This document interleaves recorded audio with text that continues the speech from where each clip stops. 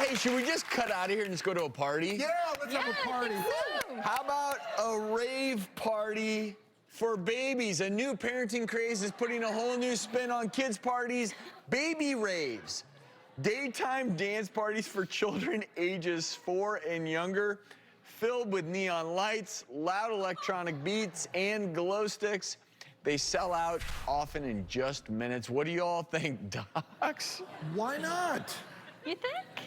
Well, you don't like it? Well, so I like the idea of the party and kids the like to dance, dance. but the bright lights and the loud noise, like that looks a little overwhelming to a kid to me.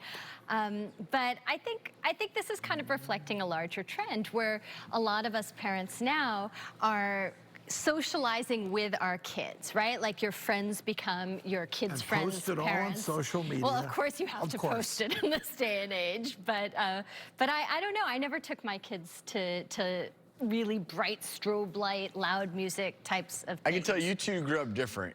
You grew up, Drew grew up at the parties. I did that myself Dr. in the 70s, Batra's but I never took my kids. diligently studying in the library. It's nice and quiet. I'm kidding, of course, but it is.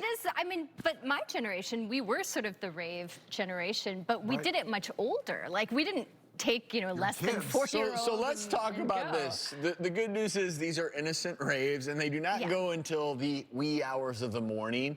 But are these bright lights and loud noises, are they good? Are they bad? Join us to provide insight into this is parenting expert Reena B. Patel. From your perspective, what do you think? You know, it's interesting because when we think of the word rave, so what just happened? We had this visual in our head, right, what a rave would be. So I researched this a little bit more, and up in the Bay Area is where the story really took place, and the cost of living is one of the factors. The price to go to a museum, the price to go to an annual subscription to a zoo. And so these raves are approximately like $7. So that's a big factor. And let's face it, we have working families, and trying to find and isolate time and get together with other parents is huge. But there's something about a balance and the importance of still going and having that enrichment. I talk about STEM, we call it STEAM now, and the importance about going to a museum and getting that developmental readiness to enter school. And these are for toddlers.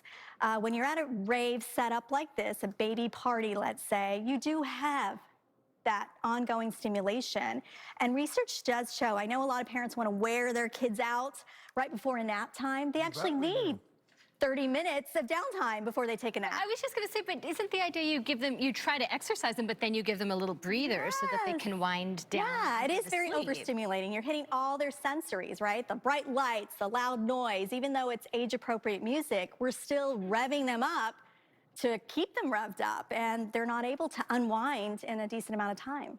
But your acknowledgement of the $7 fee for the ticket is that that's more affordable in San Francisco than going to the zoo or a museum or a carnival. Right. So this is a cheaper option. It is, and maybe more easy to You're absolutely right. to go to. But what about the naturalistic? Remember when all of us were growing up? What about going to the park and playing in the sand?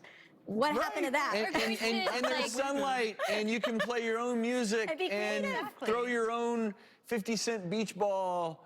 That's, to me, I hear $7 and I think, $7 to go just blare music and have bright lights?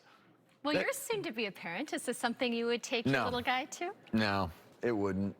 And that's because I'm old school. I'm a big believer in for kids and adults, if you're going to spend time together, if you can, get outside, natural lights. And this to me seems overstimulating. I can see how for maybe certain kids just love this. They need but for me, that would be, for me and my future kids, be overstimulating. Take the place of going to the park and getting outside and all that, but kids like to dance. Kids like music, and if you're having a party, I'm not saying you have to go to the rave party itself, but at home, if you're celebrating a birthday. I think dancing and music, all of that is incredibly good for kids. But at least my kids, if they did that right up until a nap or right up until bedtime, then as you all know, they're wired. You can't get them down. And so I feel like something like this maybe has a small place, but I wouldn't kind of consider it a way to tire your kid out and get them to bed. But I have another theory on this, and you can correct me if I'm wrong. And I have a theory that in life, as social media has grown, we have tried to oftentimes make our kids embrace adult-like activities. Yes. A rave is to me, is for adults. When I was 2, 3 years old, I wasn't thinking, let's go rave. I mean, it's such an adult concept, so it's kind of cute, I think, the concept of a 4-year-old or under going to a rave party. The concept is really novel, but What's to glamorize your kids into the glamorize their lifestyle? Exactly. And I think all three of us up here agree that that's not our deal. And then just from a health perspective, and maybe Reena, you can comment on this too, just what about, say, strobe lights? Because I know we don't recommend those in terms of neurologic development in absolutely. kids. I mean, one of the things that we talk about, children who are epileptic or have seizures, I mean, strobe lights are big triggers.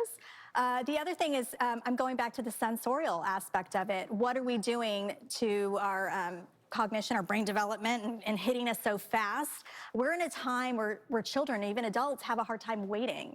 And remember what you used to do when you're bored? You just sat there and you figured things out. And our kids are so used to getting things right away, that's just reinforcing that situation right there. And then language development, that's huge. And I'll go back to the naturalistic areas like a park and having a ball, that's an object that facilitates language. And when we're in a rave, it's just open, everyone's running around, lots of kids. Where are those setup opportunities?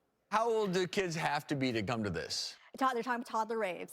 So I'm right, but I'm more so thinking, because if we're expecting in June, how long does it take? Because my boy is gonna be so good at the sprinkler.